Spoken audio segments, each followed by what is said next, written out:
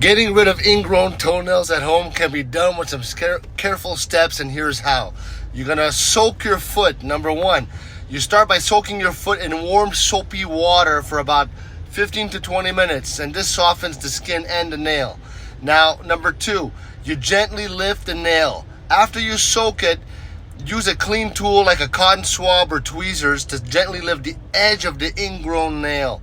Now, be very gentle to avoid hurting yourself. Goes without saying, all right? Number three, place cotton under the nail. You can place a small piece of cotton or dental floss under the edge of the nail. This helps the nail grow above the skin instead of into it, all right? Now, apply antiseptic after you've lifted the nail. You clean the area with an antiseptic to prevent infection. All right. Now, number five, use pain relief. If the area is really painful, you can take over-the-counter pain relievers like ibuprofen. I'll leave that word in the description and this whole thing.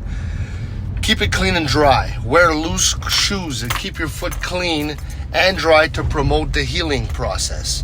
Number seven, monitor your infection. If you notice increased redness, swelling, or pus, see a doctor. And if the problem persists, it's best to consult a healthcare professional.